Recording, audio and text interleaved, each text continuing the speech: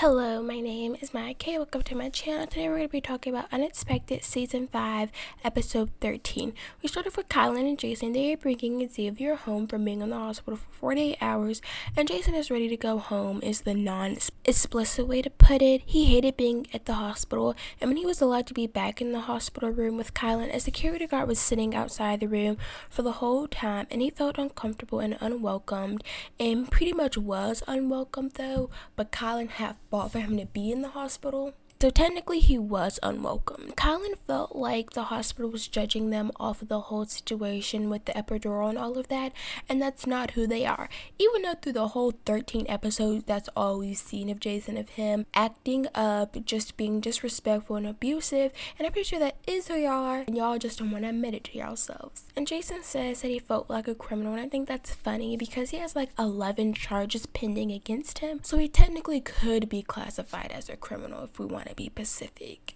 And while they're driving, Jason says that he usually drives fast and reckless, but when he's in the car with Xavier, he's driving slow and cautious, which I'm not sure why he's driving fast and reckless in general speaking, because someone could get hurt and he could also hurt himself. And you would think Jason is so self-centered he would at least care about his own safety, but apparently not.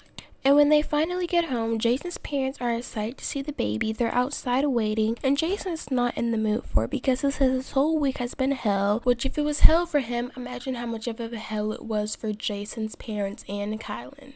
But anyways, going back to the scene, Jason goes to get Xavier out of the car, and he can't get him out, and he thinks Kylan is like sitting on something, so he's like yelling at her to tell her to get off it, when she's not sitting on anything. She's not even really that close to the car seat to even be on anything. He's just being a jerk like he is, and just being an irritating person to deal with. And this is kind of unrelated, but Jason speaks as Xavier is only his son and not like Kylan didn't give birth to him. It would be one thing if Jason was the only one taking care of Xavier and Kylan was just not in the picture at all, but that's not the case. She literally just gave birth to him 2 days ago, and I find that very odd that he only speaks Xavier is only his son. But anyways, going to the confessional with Jason's parents, they say birth was supposed to be happy, and they were very worried about Kylan while she was in labor for her safety at the hospital, which I'm not sure, because at the hospital that's where it should be the safest, so I'm not sure what they meant by that. But they say they're happy they're just home. And what shocks me about Jason's parents is that they don't do anything about Jason's behavior. I know I've ranted about this multiple times in multiple videos. I don't get it. They have the power to dictate where Jason can live if he can support his child. I don't think Jason even has a job, matter of fact, so I'm not understanding why they financially support him and enable his bad behavior with the reckless driving, with the 11 charges pending against him, with him abusing his girlfriend. I really don't get it. I'm not a parent, but they have the control to stop the show if they really want to. I just don't understand why they choose not. They hope Jason is a good father and he has the potential to be. I don't know. I don't like to talk about people's parenting because I do feel like people can be a bad partner but a good parent. But with Jason, he abuses everyone in his life, so I don't know how true that is. But like I said, I don't like to talk about people as parents, but I definitely don't have that much hope in Jason. But we just have to hope for the best. Next we move on to Taylor and Noah. The doctor gave Taylor Pitocin to try to get her labor going. They went to the hospital at 6 a.m. and they didn't want to start her labor until 9 a.m. and she's hoping the Pitocin kicks in quick so she can get her labor done and over with, since she has COVID, and at the moment she doesn't have any symptoms, but she doesn't want to get any symptoms, so she just wants to get it over with before her having COVID gets worse than it already is. Noah is asking a lot of questions because he wasn't there the first time when Taylor had gave birth to their daughter Adeline. And Taylor's happy that he's being involved this time and asking questions and want to know what's going on, unlike a lot of people who would just sit there and not do anything and just be uninvolved. While Noah is asking questions, Taylor tells him about the epidural and how she doesn't want to deal with contractions, and he tells her just to take a nap. This has nothing to do with Noah as an individual, but I hate when people make this statement. Imagine having a heart attack and someone tell you, just take a nap, it'll go away. No, I need help and I need to deal with whatever's going on with my body. Like, no, I'm not gonna take a nap. But anyways, going back to the scene, later on Taylor starts having contractions and she's in a lot of pain, and he says it's harder for him than it is for her because he has to sit there and watch her be in pain and there's nothing he can do about it, especially since Taylor has COVID, and he doesn't know if the baby's gonna have COVID as well. He really doesn't know what to expect out of the whole situation. Next, we move on to Lilly and Lawrence, and we pick up right where we left off with them looking at a wedding venue that her sister found on the golf course. It's very nice, but they don't know if they can afford it since it's so bougie and very pretty. I just hope her mom likes the wedding venue because her mom is an opinionated person, and when it came to like school clothes and stuff, her mom would tell her she looked horrible when Lilly thought she looked good. And she's just a person who voices their opinion a lot. And Lilly says if her mom doesn't like the venue, then she's not getting married there. Going back to the scene, they go outside and show her how they get married, and in the confessional with Lilly and Lawrence, she says she doesn't want a long ceremony because she doesn't like it when they're long, and I don't either. That's like one of my biggest pet peeves about wedding. This is unrelated, but when my mom and I got married, I felt like the ceremony was like an hour long. Maybe because I was 9, I was bored, and I really had no interest in being there. But anyways, this isn't about me, but Lawrence didn't even know what vows were. And once Lilly explained vows to him, Lawrence says he didn't want to do them neither, and Lilly and Lawrence have a mutual agreement on which I love that they finally agreed on something for the first time I think we've seen in like 2 seasons, so that was refreshing to see.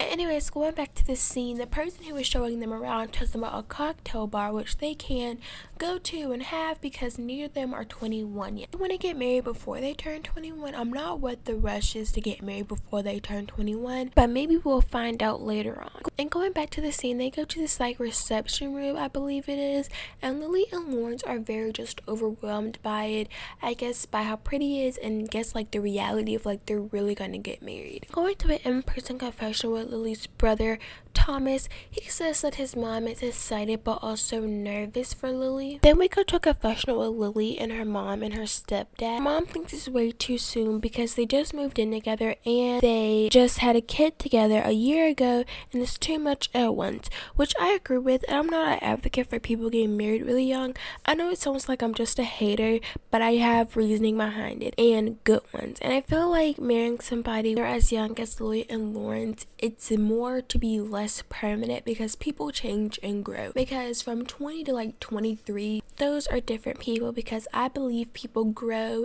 and change drastically every 2 to 3 years, especially while you're in your teens and while you're in your 20s. And then plus on top of that, Lilly and Lawrence aren't that mature in my opinion. Like they're mature to an extent because they take care of their kids and they live on their own and stuff, but the way they bicker at each other, I just don't think they're ready for it, and that's just my opinion, so do not attack me. So yeah, I could definitely see Lily's mom's perspective. Next we want to Tara and Layla, Tiara, Ella and Dee, and Taylor and Noah. It is Ella's 3rd birthday party and they're having it in Kentucky so everyone can be there, and so Ella can be around people that she knows. And Adeline wasn't able to come because obviously her mom and her dad have COVID, and Taylor's also in labor supposedly. And Tara is not very fond of Taylor at the moment. She's happy she's not there after the whole nursery drama, and it's really not that deep. I really wish they would just let this go and move on with their lives. Then we move on to Taylor being in labor, and she got induced 2 hours ago, and the contractions are getting worse and she's in a lot of pain. She describes contractions by saying it feels like when your organs are being squished together. I don't know what that feels like, hopefully never have to, but sounds painful. And this is her 2nd child, so she knows what to expect from labor, but with her having COVID, there's still some things that are undetermined right now. And she doesn't have any symptoms, but she's hoping she doesn't get any time soon before the baby gets here so she can have a smooth delivery. And switching back to Ella's birthday party, they're basically having a lot of fun, and they talk about how it sucks Taylor can't be here, but all that matters is that Ellis have a good time and they hope Taylor has a good delivery.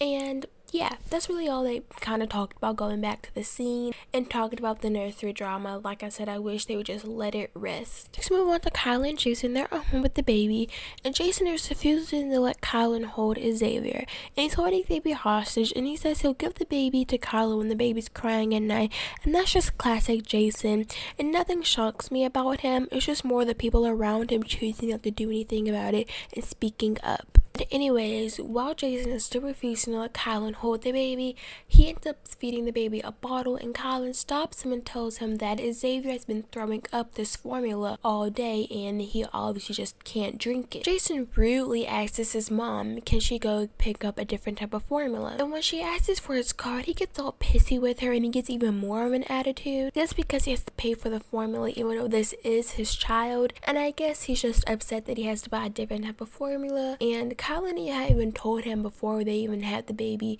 she should have just gotten a smaller can because it's less expensive, but of course he did not want to listen. Then we go to a confession with his parents and they talk about how he's in the transitioning point when it comes to being a father. They also talk about how their relationship with Jason is very volatile and it's not a good relationship. And then going back to the scene with Jason and Kylan, he still will not give Kylan the baby, and they're bickering like two siblings who just got a new sibling and that just came home, but their boyfriend and girlfriend. And going to the confessional, they talk about how being teen parents is stressful and they tend to take it out on each other. And he says that there's not a lot of teen parents that don't argue. And she says, yeah, that's why they all break up. I'm not sure she's saying they break up because they argue or they break up because they don't argue. But there's a difference between being abusing and arguing. In the confessional, Jason says that he doesn't trust Kylan anymore and he won't forgive her or get over the birth plan and how she didn't go accordingly as planned, and also how she excluded him from every decision. Though it was never his decision to begin with, it really wasn't even hers because she's maternally exhausted and it was going to be harder for her to get the baby out because she was so tired,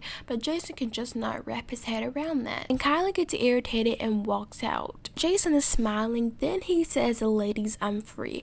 I would hope no one would let Jason touch them with a 10-foot fall. Like, that really made me want to throw up. Anyways, going back to Tara and her family, Alex shows up to the birthday party because Tara says she still wants Alex to be involved with her family and it's important to her. Right now, Tara and Alex's relationship is complicated. Tara says she's only focusing on Layla in school, but I don't believe that's true, but we're just gonna go with what she says. Alex says that they're in a relationship, but I believe from Tara's perspective, they aren't. And Tiara and their mom don't have any interest in dealing with Alex. They're not even sure 100% why he showed up from embarrassment from cheating with another girl. And they say that he's the one who has to deal with it and not them, and so they're just paying no mind to him and focusing on Ella. He says that Tara is the love of his life and he doesn't want to be with anybody else. He's tried and it hasn't worked for him, and like I said, he wants to spend the rest of his life with Tara. If this was a comedy show, I would 100% believe it because it's just ridiculous. Alex says this, but then he goes and does the opposite of what he says. It's just funny. And Tara stick beside her man, and in the confessional with her sister and her mom, they don't understand why she wants to be with Alex after he cheated on her with another girl, and supposedly the girl is pregnant. The girl was pregnant. She had the baby. I think I was supposed to make a video on this, but I didn't. But I do have a video on it in my shorts if you go and look on my channel. But anyways, they just don't understand why she wants to be with him after he cheated on her. Her mom thinks it's disgusting, and her sister thinks it's crazy that he would even cheat on her, and especially that Tara would get back with him after he did that. Tiara goes on to say that Alex is not the prize, which I can agree. If he's cheating on you or not treating you right, then he's not the prize at all. He can be a good father, but being a good father, being a good partner are two completely different things. With the confession with Tara says that she wants to be with Alex, and if her family doesn't agree with that and won't be happy for her, then they'll just have to be unhappy, and that says more about her family than it does about Alex and her relationship. Which it really sucks to see Tara just so dumb for Alex. Maybe dumb isn't the right word, but obviously Alex is showing you what he really wants, but he's continued to play in your face purely just so he can use and get whatever he wants out of you, not because he truly wants to be with you. Next, move on to Lilly and Lawrence. They get done with the walkthrough, and the wedding's gonna cost around $15,000, which I feel like is a good price, especially for what they're getting, and the golf course, and the catering, and the music, and all of that. I think that's a really good deal in my opinion. And going to the confession with Lilly and her mom asks her, "Are you ready to get married? And she says yeah. And her mom continues to ask questions. Now she doesn't know, and her mom makes her doubt getting married, especially about how her mom and her grandmother have talked about marriage throughout her life, and it scares her. But her mom just wants her to be serious about it. And I agree with being serious about it and fully understand what you're doing, but I don't think scaring someone is the right way to do it either. Then going to the confession with Lawrence and his mom, Lawrence's mom says that she feels like they're too young to get married. She says at first she was ready for them to get married, especially with the child and stuff, but now that she has thought about it more, she doesn't think they're ready. But Lawrence says he's ready and he's gonna do it. Then going to a confession with Lawrence and Lilly, Lilly says that they're gonna get married no matter what anybody says, and also Lily's parents talk about how Lily's going to do whatever she wants no matter what anybody tries to tell her, so if she wants to do it, she will. Going back to the scene, Lily's mom and Lawrence's mom are talking about the wedding and all of that, and Lawrence did not know what a groom was, which that's crazy to me. Maybe just because I've just been sold the fairy tale wedding my whole life, and maybe I just know what all this stuff is by default, but I feel like you need to know something like that before you go and have a wedding for yourself. But maybe that's just me. But they did make a final decision if they were going to get that wedding venue or not, but I believe they are, and I believe Lily wants that wedding venue as well, so hopefully it works out for them. And going to Taylor and Noah, Taylor has been in labor for 11.5 hours, and she is 7 centimeters dilated, and they're going to give her the epidural, which is for her pain, and going 7 centimeters long without an epidural is amazing. And her mom is sad that she can't be there, and she's hoping nothing goes wrong and everything just goes fine and smooth, because being in labor is one thing, but pushing is a completely different thing, and it can be way more intense. 2.5 hours later, Taylor is ready to push, and Noah's getting this little whole thing, and it's just a lot for him, but very exciting. And cameras were not allowed while she was in delivery, but she gave birth at 11:43. The baby weighed 8 pounds and 10 ounces, which is like a really big baby, but a really cute one. Then in the confessional, Noah and Taylor, they introduced us to Aria Gabriella Wintingill, I believe, about how you pronounce it, and she was born October 22nd at 11:43 at 8 pounds and 10 ounces. And it was a big relief off Taylor's shoulders to have the baby safely since she had COVID. Then 2 days later, they bring baby Aria home, and she wished she was close to Tiara again since they could talk about motherhood and all those things, but she said she's not going to worry about somebody who doesn't want to be in her life, and she's excited for Noah and hers future. That was the end of the episode, and next week is the tell-all, and I am so excited because it looks like everyone confronts Jason about his terrible behavior towards Kylan, and I'm so ready for that. I'm also excited because it's the end of the season, and this was a long season for me, especially because this was the first show I've ever reviewed and posted on YouTube, so it's very exciting for me and very bittersweet. So yeah, thank you for watching. Like, comment, subscribe if you want. I give the episode a 8 out of 10. It was a good final episode for the season. So yeah, and bye.